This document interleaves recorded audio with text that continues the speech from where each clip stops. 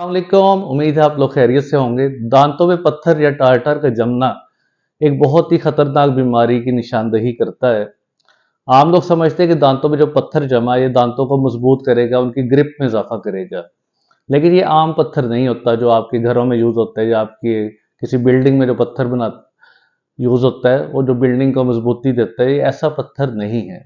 Basically ये जरासीम का घर है। जो टार्टर या जिसे हमारी जुबान में डेंटल कैलकुलस कहते हैं, उसके अंदर मिलियंस ऑफ बुरे बैक्टीरिया या जरासीम होते हैं, जिससे आपकी हड्डी जबड़े की भुरने लग जाती है, मसूड़े अपनी जगह से पीछे हटना शुरू हो जाते हैं, मुंह से स्मेल आने लगती है, दांतों में जगह जगह कीड़ा लगना शुरू हो जाता है। मरीज हमारे पास आते हैं कि ये देखें हमारा दांत टूट गया, तो देखने में पता लगता है पत्थर का कुछ हिस्सा ब्रेक होने से उन्हें ऐसा फील होता है, यानी इतना हार्ड होता है, ऐसा लगता है जैसे दांत का ही हिस्सा होता है। नोक कई दफ़ा उसकी छुरी की तरह, नाइफ की तरह निकलती है, जो जुबान को भी जख्मी करती है, होंठ को, गालों में जगह जगह छाले बना देती है, जख्म करती है, मुंह से स्मेल आती है। जो कुछ आप खाते पीते हैं उसके साथ जरासीम जिस्म के अंदर शामिल होकर जिस्म में शुगर लेवल को रेज करते हैं। डायबिटीज़ की बीमारी हो सकती है, दिल की बीमारी हो सकती है। तो एक सिंपल सिर्फ मुंह की सफाई में लापरवाही से आपको कई किस्म की बीमारियां लाहक हो सकती हैं। तो रोज़ सुबह नाश्ते से पहले, रात को सोने से पहले ब्रश लाजमी करें, जिससे दांतों पे डेंटल प्लाक ही नहीं जमेगा। क्योंकि पत्थर से पहले जो बनता है उसकी बेस बनती है, जिसे हम डेंटल प्लाक कहते हैं। एक बड़ी नरम सी तय है जो आप सिंपल ब्रशिंग से या डेंटल फ्लॉस से उतार सकते हैं। लेकिन अगर आपने 2-3 दिन ब्रश नहीं किया तो वही पतली सी तय सख्त हो जाएगी और वो किस में कन्वर्ट हो जाएगी, टार्टर में। एक पत्थर टाइप बन जाएगा जिसे उतारना बहुत मुश्किल होगा। उसे फिर कैसे उतारना है, उसके लिए एक स्पेशल मशीन होती है जिसे अल्ट्रासोनिक मशीन कहते हैं। उसके आगे स्टेनलेस स्टील की टिप्स लगी होती हैं, ये आपको नजर आ रही होगी मशीन। इसे अल्ट्रासोनिक स्केलर कहते हैं। इसके आगे स्टील की टिप्स होती हैं। अब इस टिप की मदद से हम दांतों की सफाई करते हैं। जिस तरह बाहर वाले दांत है इस जगह पे साफ करेंगे, अंदर से साफ करेंगे। स्पेशली ये इस जगह पे सबसे ज़्यादा पत्थर जमता है, क्योंकि इस जगह पे आपके जो स्लाइवरी ग्लैंड, जो थूक बनाने वाले गजदूत हैं, उनकी ओपनिंग्स होती हैं इस जगह पे, और ऊपर वाली दाढ़ जो होती है इसकी बाहर वाली साइड पे। तो स्केलर की मदद से हम इस सारे एरिया को अच्छी तरह साफ कर देते हैं। इस स्केलर के अंदर एक खास बात होती है, अल्ट्रासोनिक वाइब्रेशन। इसकी टिप वाइब्रेट करती है और इसके अंदर से पानी की एक लहर सी निकलती है, जिसमें बबल्स होते हैं जो एक्सप्लोड करते हैं और दांतों को साफ करते हैं। तो ये बड़ा ही आसान तरीका है जिससे आपके दांतों पे जो सख्त किस्म का पत्थर जमा है वो अच्छी तरह साफ हो जाता है। और ये डिस्पोजेबल होती है, हर मरीज के लिए अलग यूज़ करते हैं। कुछ लोग इसे ऑटोक्लेव कर लेते हैं, दोबारा स्टेरलाइज भी कर लेते हैं। तो दांतों के हर कोने में जो भी पत्थर जमा है, दांतों के दरमियान, दांतों की बाहर वाले सतह, अंदर वाली, उसे हम अच्छी तरह उतार देते हैं।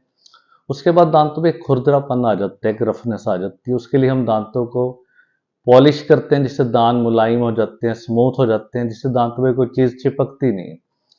बैक्टीरिया बड़ी कोशिश करते हैं कि दांतों के साथ वो स्टिक करें, लेकिन उस मुलायम स्मूथनेस की वजह से वो दांतों के साथ स्टिक नहीं कर पाते। तो ये भी बड़ी एक अहम चीज़ है कि आपके दांतों की सरफेस स्मूथ होनी चाहिए, मुलायम होनी चाहिए। इसीलिए कुछ टूथपेस्ट के अंदर पॉलिशिंग एजेंट भी डला होता है, जिससे दांत हमारे मुलायम हो जाते हैं और दांतों पे कोई चीज़ जमा नहीं होती। तो टार्टार को उतारने के लिए सबसे आसान तरीका यही है कि दांतों की अल्ट्रासोनिक स्केलिंग किसी प्रोफेशनल बंदे से करानी चाहिए, किसी स्पेशलिस्ट डॉक्टर से करानी चाहिए, ताकि आपके दांतों में जो मसला है वो अर्ली तौर पे पकड़ा जा सके। क्योंकि जब ये टार्टर पत्थर जमता है तो सबसे पहले ये मसूड़े की सोजिश करता है, जिसपे से मसूड़े से खून आने लग जाता है। जैसे आप ब्रश करते हैं, ब्रश के ऊपर खून लग जाता है। सेब खाते हैं, सेब के ऊपर खून लग जाता है। जो भी चीज़ जस्ट टच करेगी तो ब्लीडिंग स्टार्ट हो जाती है। ये अर्ली स्टेज को जिंजिवाइटिस कहते हैं। इसे रोकने का तरीका अल्ट्रासोनिक स्केलिंग है। जैसे ही आपने स्केलिंग की है, पॉलिश की है, अगले ही दिन आपके मसूड़ों से खून आना बंद हो जाता है। बस 24 घंटे चाहिए होते हैं, उसके बाद मसला आपका सॉल्व हो जाता है।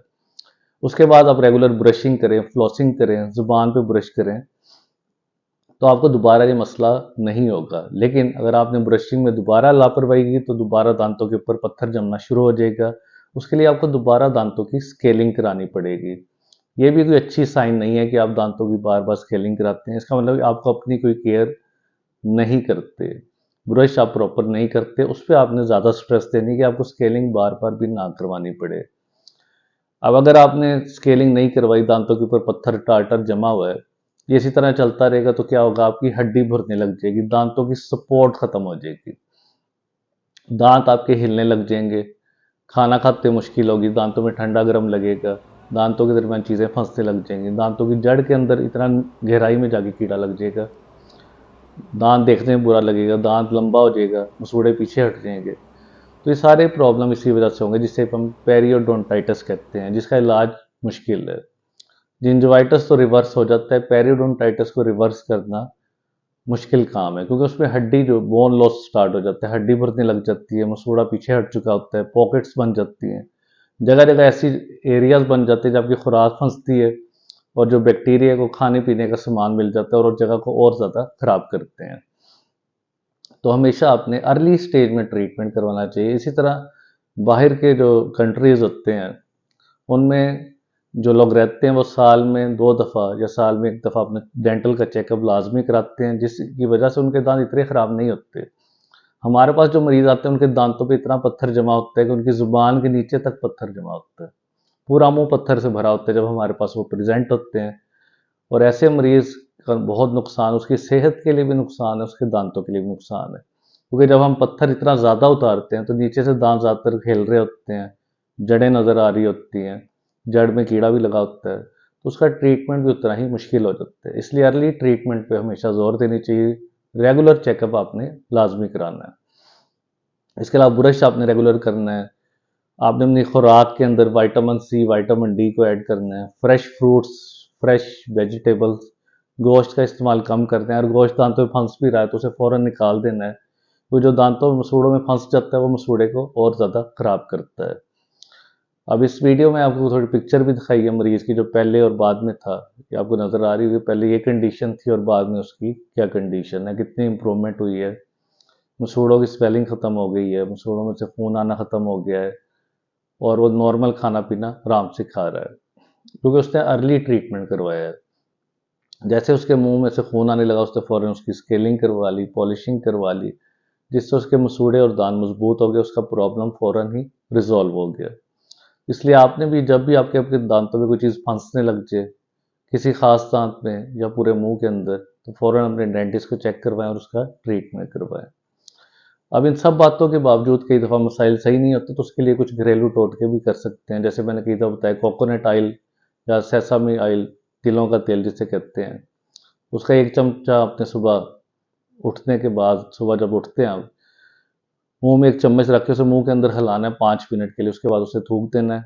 उसके 15 मिनट बाद आपने अच्छी तरह ब्रश कर लेना है, तो उससे आपके मसूड़े काफ़ी हद तक मजबूत हो जाएंगे और उनकी दोबारा ग्रोथ भी थोड़ी बहुत शुरू हो जाती है। इसका प्लस पॉइंट है, क्योंकि आमतौर पर मसूड़े अपनी जगह से छोड़ जाते हैं, दोबारा वापस नहीं आते, उनके लिए हमें सर्जरी करनी पड़ती है, हिलते हुए दांत को हमें एक तार लगा के सप्लेंट करना पड़ता है। तो ये ऑयल वाला तरीका बड़ा पुराना और बड़ा आजमूदा है कि इससे आपके दांत भी हिलना कम हो जाते हैं और आपके मसूड़े की ग्रोथ भी बेहतर हो जाती है। तो उम्मीद है आज की इन्फॉर्मेशन आपको पसंद आई होगी। इससे रिलेटेड जो भी सवाल हो आप नीचे कमेंट बॉक्स में पूछ सकते हैं। शुक्रिया।